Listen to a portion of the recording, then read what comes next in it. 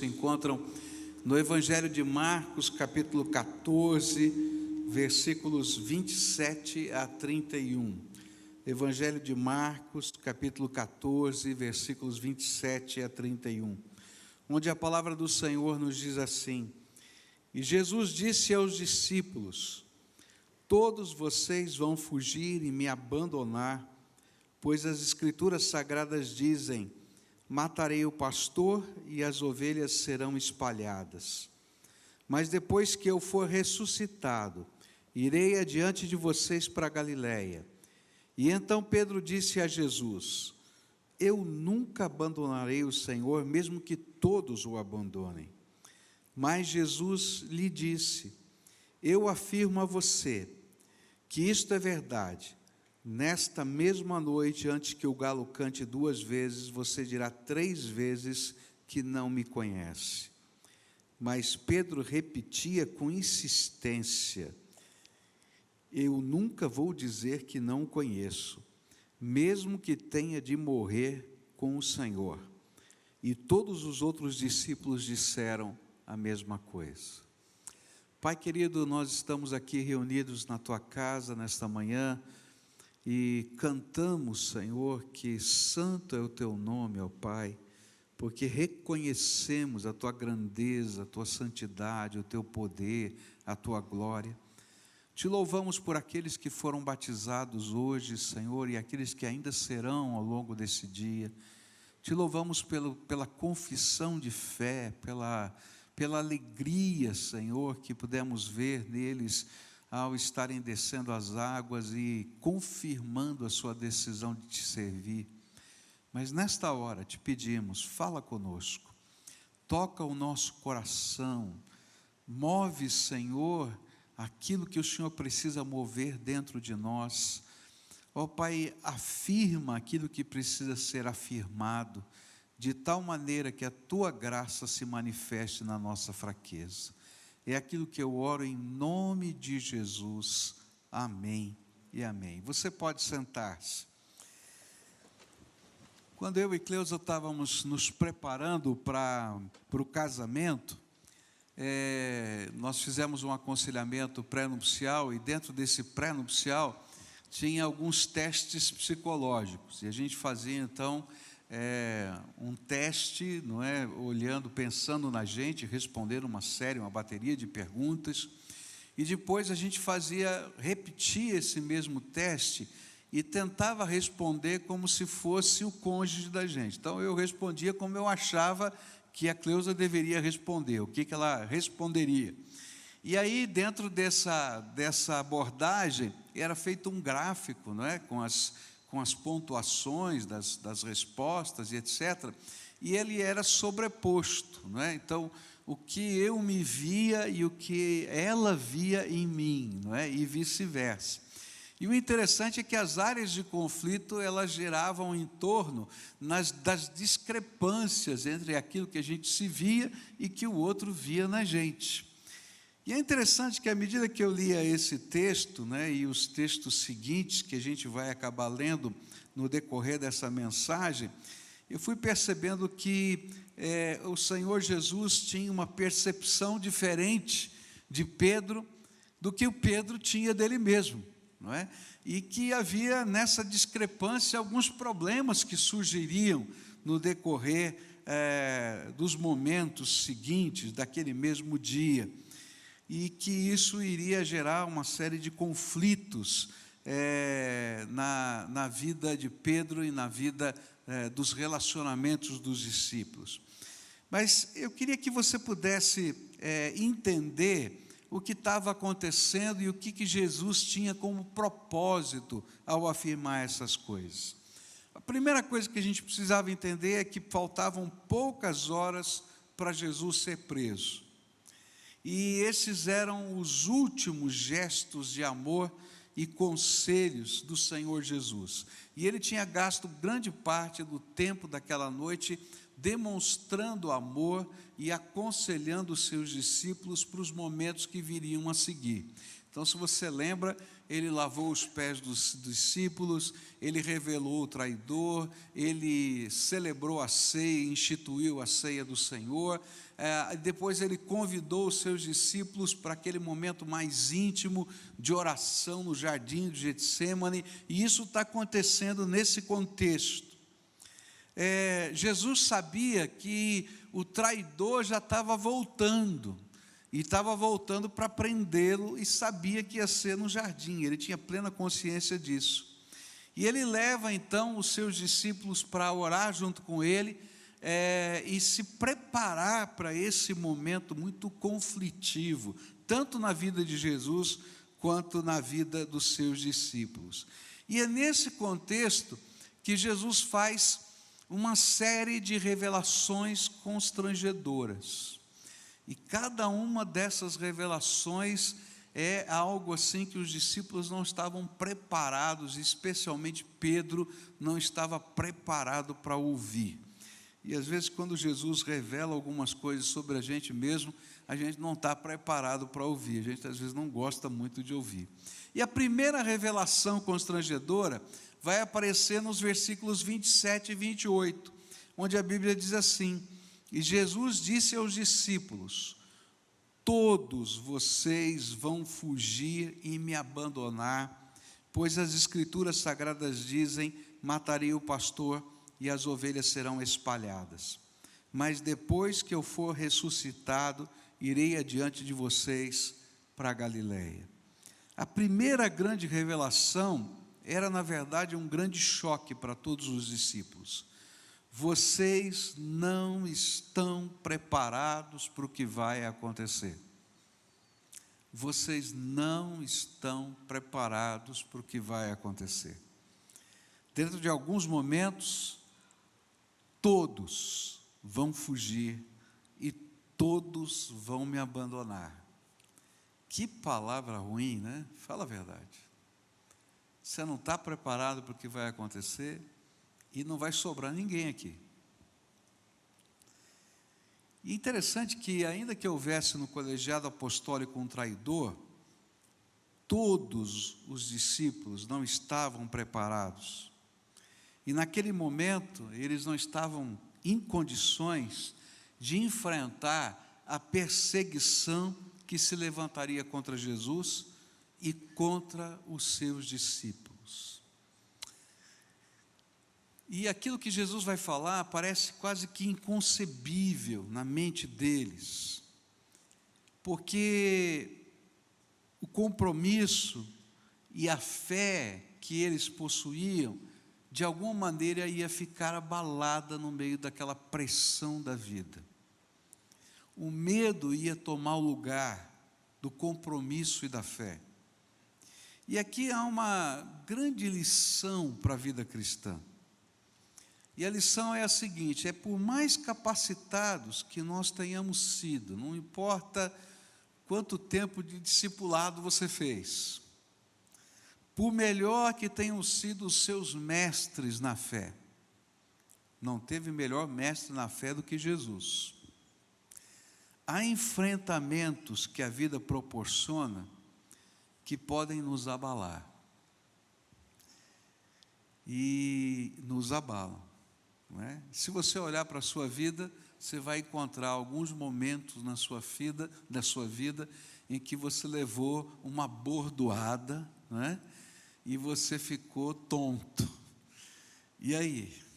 Como é que é? Como é que funciona? E se isso já aconteceu na sua vida, eu quero dizer que você está muito bem acompanhado. Você está acompanhado de Pedro, de João, de Tiago, dos 12 apóstolos, que também viveram isso. E aí a gente vai aprender algumas coisas muito interessantes aqui nesse texto. É que nem sempre a gente está preparado para a vida. Há coisas que acontecem no nosso dia a dia que nos afetam. Há coisas que acontecem nos confrontos no nosso dia a dia que nos abalam emocionalmente, que nos abalam espiritualmente, e que isso faz parte do contexto da própria vida cristã. E é interessante isso porque não existem super-heróis na fé. Não tem ninguém aqui que seja um super-herói na fé.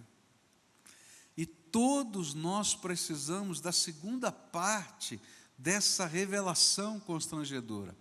A segunda parte é tremenda, porque ela revela quem é Jesus no meio da nossa fé oscilante. Jesus diz assim: olha, todos vocês vão me abandonar e todos vocês vão fugir. Mas quando eu ressuscitar, eu vou buscar cada um de vocês. E essa para mim é a coisa mais tremenda desse texto. De um lado, Jesus mostra a nossa fragilidade, a nossa pequenez. Jesus mostra o nosso coração em dúvida em tantos momentos. Mas de outro lado, Ele mostra a sua natureza, o Salvador que não desiste de nós. Quantas vezes a sua fé já foi abalada de alguma maneira? Quantas vezes você ficou com medo? Quantas vezes você não entendeu o que estava acontecendo na sua vida? E que talvez você imaginasse que isso seria motivo para Jesus se enfurecer com você, mas ao contrário, esse Senhor te ama a ponto de ir atrás de você. E é tão bonito isso, porque alguns estão lá em Jerusalém, depois da ressurreição, mas outros estão no caminho de Emaús, estão indo embora para a sua terra e para a sua cidade, desistindo de tudo. E aí aquela parábola, não é, das 99 ovelhas que ficam no aprisco, que ele vai buscar a perdida, acontece exatamente com os seus discípulos. E ele deixa o rebanho lá em Jerusalém e vai caminhar um dia inteiro com os dois no caminho de Emaús, que estavam com a sua fé abalada. E ainda trabalha de uma maneira tão sutil, que vai expondo as Escrituras e mostrando que o Cristo tinha que morrer e ressuscitar através das profecias do Velho Testamento. Isso me fez lembrar, quando eu estava meditando nisso, de um hino antigo que reflete essa realidade. O hino tem a seguinte letra, eu acho lindíssima: oscilando minha fé, Cristo valerá, perseguido sem mercê, Ele valerá, Ele valerá, Ele valerá, seu amor por mim não muda, sim me valerá. Dá para cantar esse hino aí? Você consegue? Vamos tentar cantar esse hino? Porque tem tudo a ver, não é? Olha só que coisa linda, vamos lá.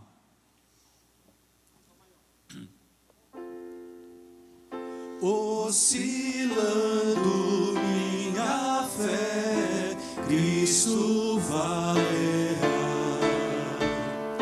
perseguido sem mercê, Ele valerá. Olha que lindo agora.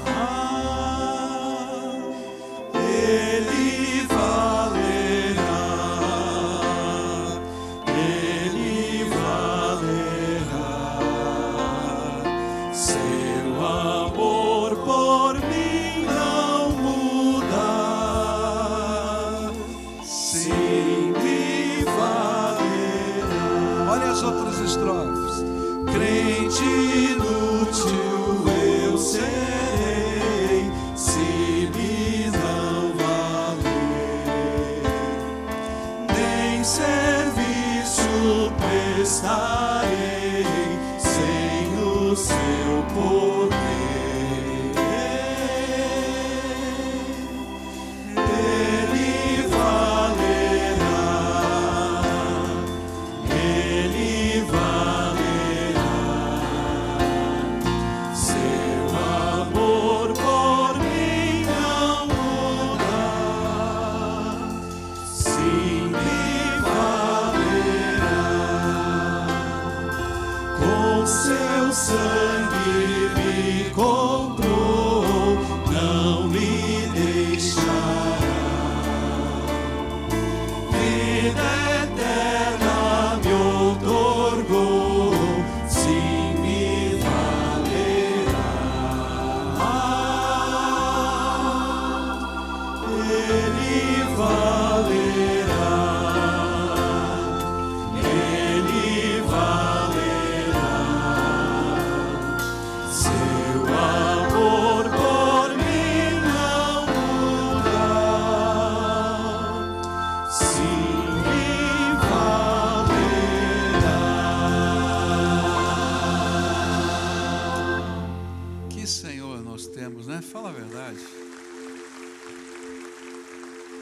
É interessante porque a fé é algo importante na nossa vida e sem fé é impossível agradar a Deus. Mas até quando a nossa fé oscila, o Senhor nos ama. E o Senhor vai atrás da gente e vai tratar o nosso coração. Há coisas que a gente não consegue entender que acontecem na vida, há coisas que a gente não consegue explicar, há situações que nos colhem de tal maneira que a gente se sente como aqueles discípulos no meio da noite, apesar de toda a orientação, apesar de todo o cuidado, apesar de toda a profecia, mas o amor dele pelos seus discípulos não mudou, até quando eles não estavam ali. E é interessante porque Jesus desejava preparar os seus discípulos para estes momentos e dar-lhes a certeza de que nada pode nos separar do amor dele, a não ser nós mesmos. A única coisa que pode nos separar do amor de Deus é se um dia você decidir que não quer ser amado por Ele. Porque enquanto houver no seu coração uma abertura para que Jesus possa te alcançar lá no caminho de Emaús e trazer de volta, Ele vai fazer isso. E aí, essa é a convicção do apóstolo Paulo, revelada em Romanos, capítulo 8, versículos 35 a 39, um texto maravilhoso, onde ele diz assim: então, quem pode nos separar do amor de Cristo?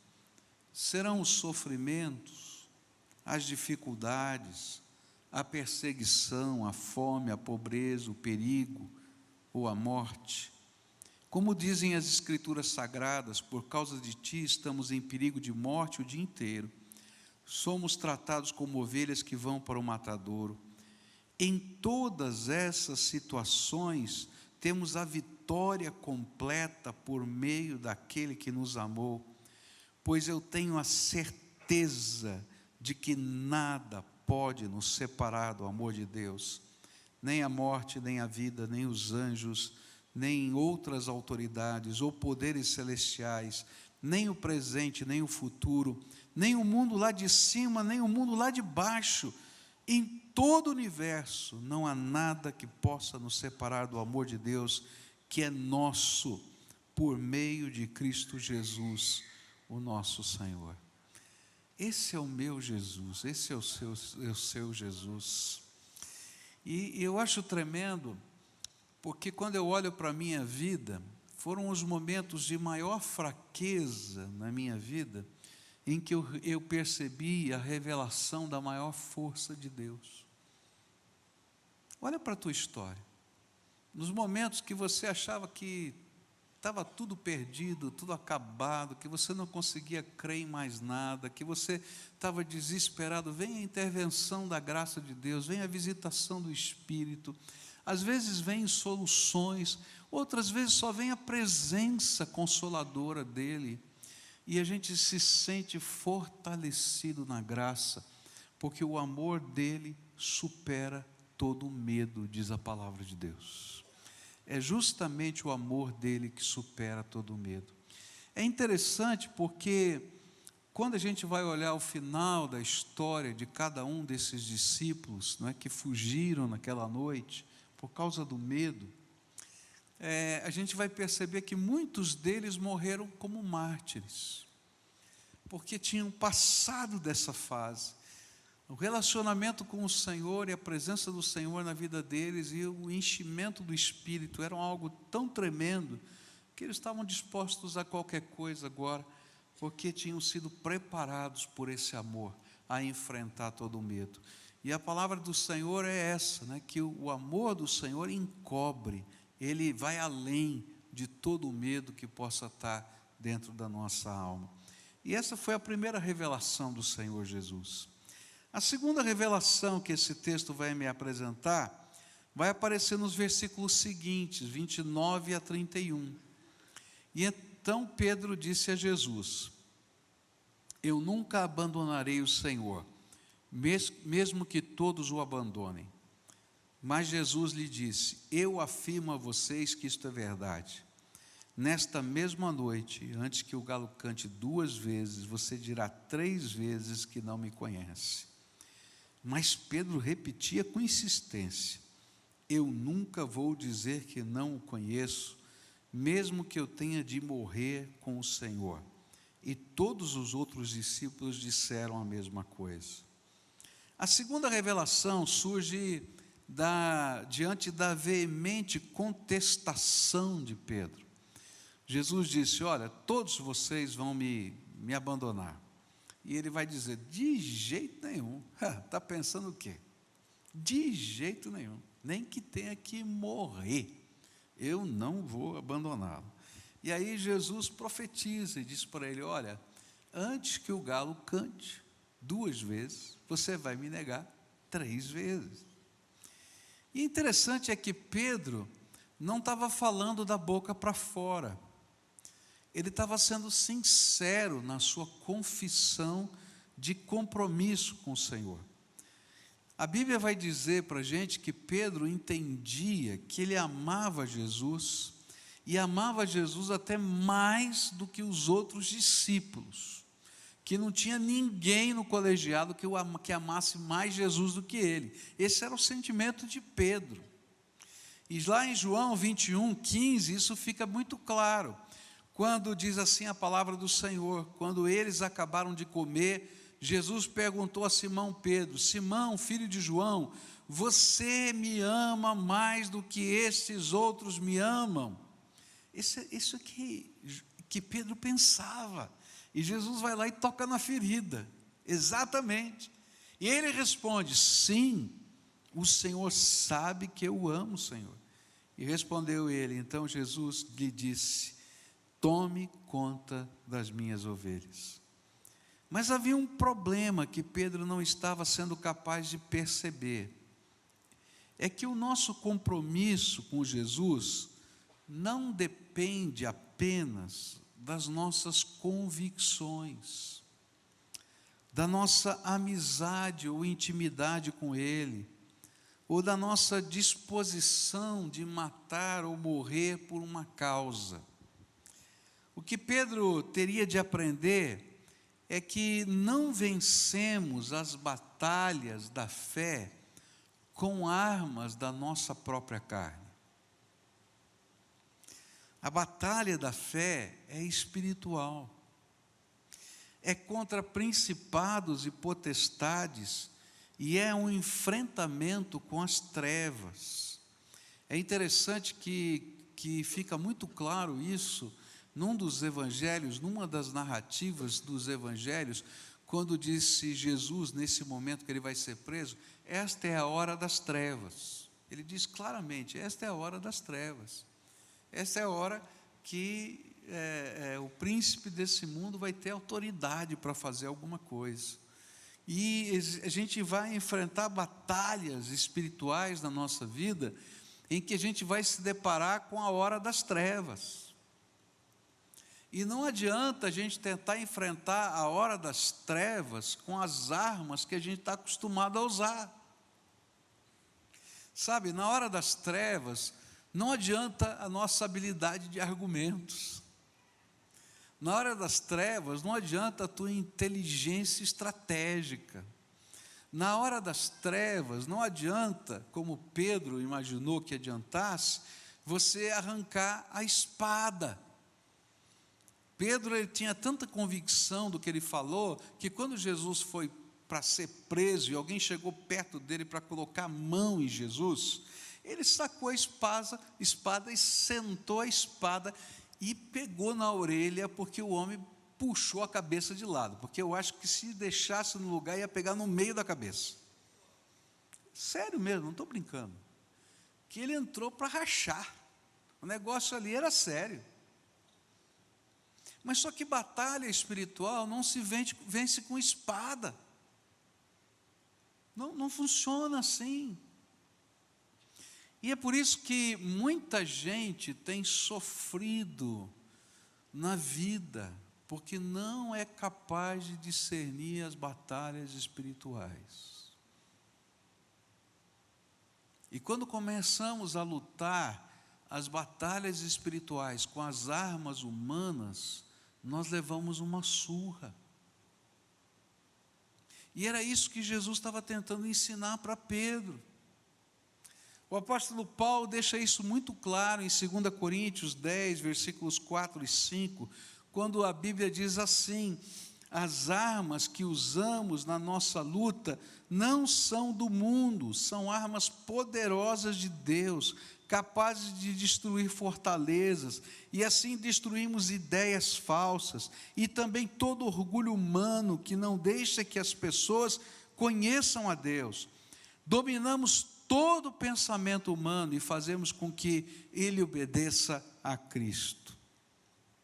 Talvez Pedro se sentisse preparado para ser um soldado, para matar ou morrer, mas ele não estava preparado para confessar a Jesus em toda e qualquer situação da sua vida, e nem preparado para colocar o propósito do Senhor acima de tudo e todos.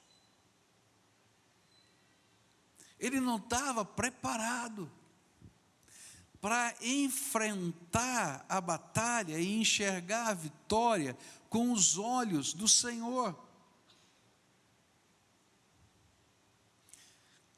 A vitória seria vencida quando Cristo morresse na cruz, e todo principado e potestade seria colocado debaixo dos seus pés.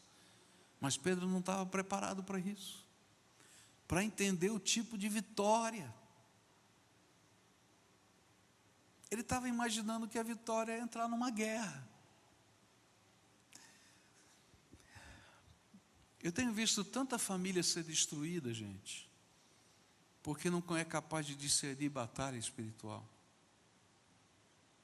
E aí vira uma guerra dentro de casa e a gente só vê espada levantada. E tem batalha que você não vai vencer enquanto você não entender que as armas que vão fazer a batalha ser vencidas são espirituais e não carnais. Que a gente vai ter que usar ferramentas da graça e da misericórdia, mas também ferramentas do poder de Deus, ferramentas da oração, ferramentas da intervenção, dessa luta que é algo do poder de Deus, de anjos do Senhor entrando na guerra junto com a gente. E justamente porque ele não estava preparado para discernir esse tipo de batalha, ele vai negar Jesus 3 vezes naquela noite. E aquilo que parecia ser inconcebível, ele faz, porque ele não estava preparado para a batalha. E eu tenho visto muita gente temente a Deus, sincera ao Senhor, fazendo coisas inconcebíveis, simplesmente porque não estão preparados para a batalha. A grande lição é que só venceremos as batalhas da fé se aprendemos a usar as armas espirituais que o nosso Senhor coloca à nossa disposição. E que toda vez que tentarmos vencer com as nossas armas, não só perderemos, como geraremos mais confusão e dor a nós mesmos e aos outros. Há batalhas, queridos, que a gente só vence no poder do Espírito Santo. Alguns anos atrás, o Michel veio pregar aqui num dos cultos, e tinha uma irmã aqui da nossa igreja, e ela ficou muito emocionada com o Michel pregando, mas ela também ficou muito triste, porque naquela época, Michel e o filho dela tinham a mesma idade, e o filho dela estava envolvido com drogas pesadas, e fazia já alguns dias que ele tinha sumido de casa. E quando ela chegou em casa, ela dobrou seus joelhos ali na beira da cama do filho, e começou a orar pelo filho, e dizer assim: Senhor, eu não vou sair daqui, enquanto o Senhor não trouxer meu filho para casa. traz o meu filho para casa, traz o meu filho para casa, traz o meu filho para casa. Eu não vou sair daqui enquanto o senhor não trouxer meu filho para casa. E ela ficou lá, insistindo com o Senhor. Eu não sei nem como foi, mas essa era a batalha dela. Nesse meio tempo, esse jovem estava numa das favelas da cidade de Curitiba, numa ruela, totalmente chapado. E saiu de dentro de um barraco uma senhora negra, muito forte, e disse para aquele menino: moço, menino, vai para casa, porque a tua mãe está chorando lágrimas de sangue agora. Vai para casa.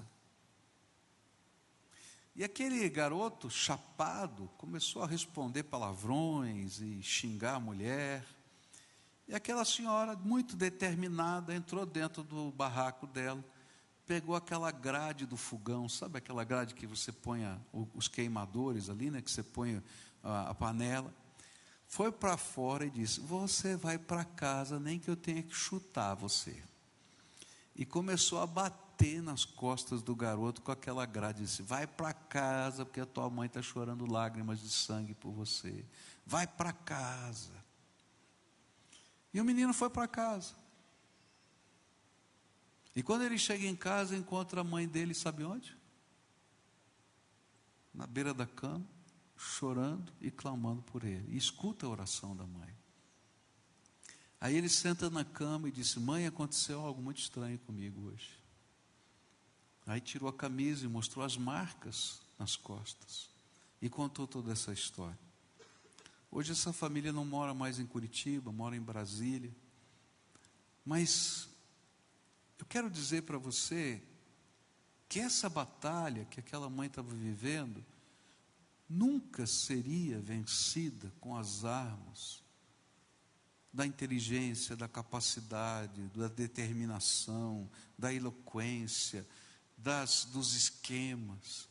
Porque há batalhas que são espirituais, que só se vencem com o poder do Espírito Santo na nossa vida. Hoje essa família inteira está restaurada, está totalmente transformada, porque a batalha que às vezes enfrentamos na nossa vida é espiritual. E nós precisamos de armas do Espírito. E o que Jesus estava tentando ensinar para Pedro era justamente isso. Que as armas espirituais são aquelas que funcionam nos confrontamentos da nossa vida. Terceira lição que eu queria deixar com você nessa manhã. Vai aparecer nos versículos 32 a 38. Eu acho que aqui fecha o conjunto de ideias que Jesus estava querendo passar aos seus discípulos. Jesus e os seus discípulos foram a um lugar chamado Getsêmani, e Jesus lhes disse: sentem-se aqui enquanto eu vou orar. E então Jesus foi levando consigo Pedro, Tiago e João, e aí ele começou a sentir uma grande tristeza e aflição, e disse a eles: a tristeza que estou sentindo é tão grande que é capaz de me matar. Fiquem aqui vigiando. E ele foi um pouco mais adiante, ajoelhou-se e encostou o rosto no chão e pediu a Deus que, se possível, afastasse dele aquela hora de sofrimento. E ele orava assim: Pai, meu Pai, Tu podes fazer todas as coisas, afasta de mim este cálice de sofrimento, porém que não seja feito o que eu quero, mas o que Tu queres. E depois voltou e encontrou os 3 discípulos dormindo. E então disse a Pedro: Simão, você está dormindo? Será que não pode vigiar nem uma hora? Vigiem e orem, para que não sejam tentados. É fácil querer resistir à tentação, o difícil mesmo é conseguir. E a terceira revelação constrangedora era que os discípulos, e mais especialmente Pedro, não era capaz de vigiar em oração nem uma hora com Jesus. E se você prestar atenção, você verá que, primeiro, Jesus, apesar de terem 3 discípulos que estavam ali pertinho dele, Jesus cita o nome de quem? De Pedro. Sabe, tudo que está acontecendo nessa noite tem algo a ver com Pedro. O Senhor estava falando com ele, era com ele a conversa, ainda que fosse para todo mundo, mas tinha algo especial. E você vai perceber outra coisa interessante, quantas vezes essa cena se repete. Se você ler o Evangelho, eu não vou ler agora por uma questão de tempo, mas se você ler, vai perceber que essa cena, Jesus vai lá, ora um pouco e volta, e reclama com eles, vai e volta, 3 vezes. Por quê? Porque aquele tempo no jardim não era só para Jesus, era também para os discípulos, para que eles pudessem entender que o poder para os enfrentamentos espirituais, para discernir os processos que Deus escolheu para a sua obra, e para enfrentarmos a hora das trevas, que aparece lá em Lucas 22, 53, vem desse tempo de estarmos na presença do Senhor. O poder para nós sermos capazes de aceitar e fazer a vontade de Deus, vem do tempo que vigiamos em oração. Por quê? Porque a nossa carne é fraca demais para esses enfrentamentos. Por isso, Jesus falou 3 vezes. E 3 vezes tem um duplo sentido aqui. Primeiro, na língua hebraica, e eles falavam aramaico no contexto geral, e publicamente, e comercialmente eles falavam grego. Na língua hebraica e aramaica, repetir 3 vezes a mesma coisa é igual ao superlativo da língua. Então, assim, qual é o máximo do máximo? Então, se eu quisesse dar uma ênfase que representasse o máximo do máximo, eu repetia 3 vezes, não é, aquela frase, para dizer, olha, isso aqui é o máximo do máximo. Então, você vai ver Jesus repetindo 3 vezes, para dizer, Pedro, esse negócio aqui é o máximo do máximo. Mas tem uma outra razão por que 3 vezes. Quantas vezes Pedro negaria? 3. E aí ele estava dizendo, Pedro, eu estou falando é com você, cara. O negócio é contigo, presta atenção. Você vai precisar disso.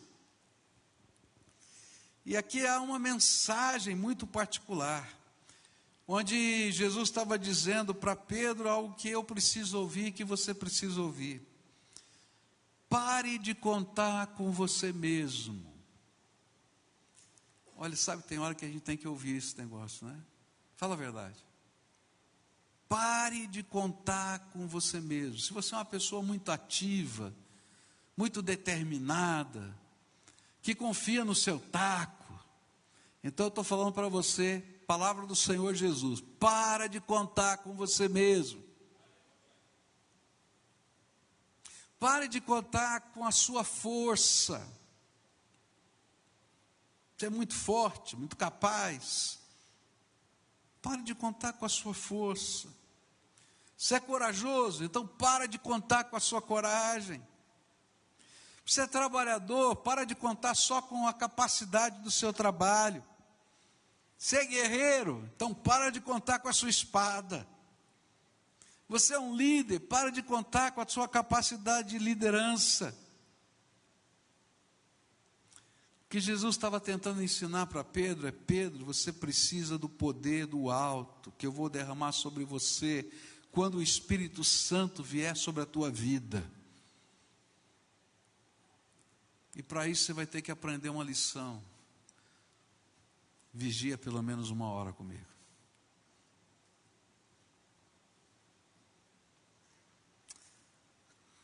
A gente tem perdido tantas batalhas, porque a gente não tem aprendido a usar as ferramentas da graça de Deus para essa vitória. A vitória vem daquilo que Deus determina no seu trono.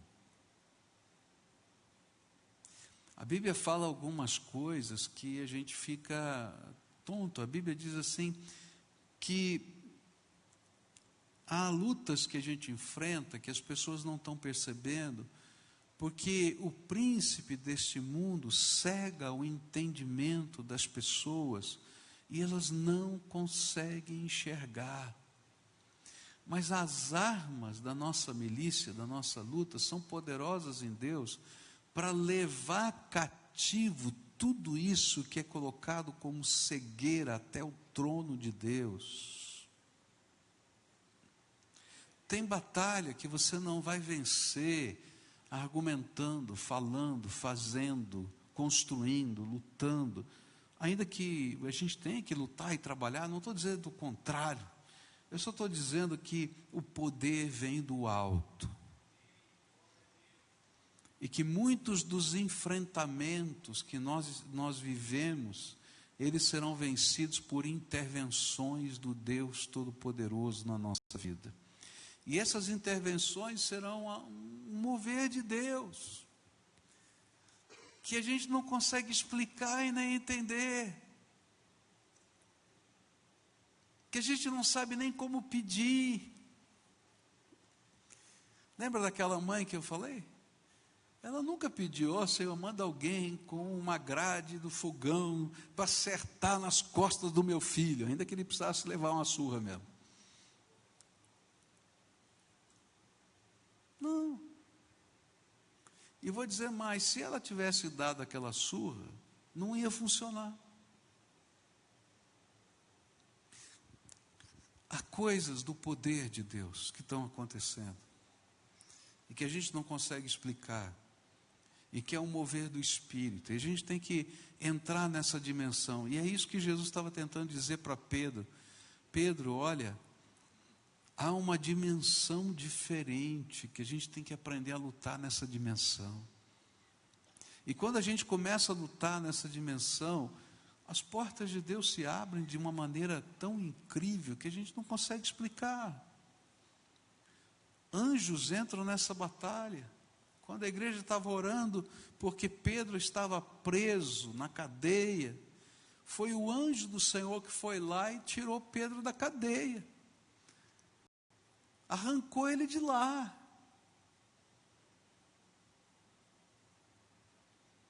Há coisas que a gente não sabe explicar, mas que estão acontecendo, e que dá para a gente perceber que a gente só vai vencer com as armas do Espírito de Deus. Nessa manhã, eu queria desafiar você a aprender com Pedro, Tiago, João e os 12 apóstolos.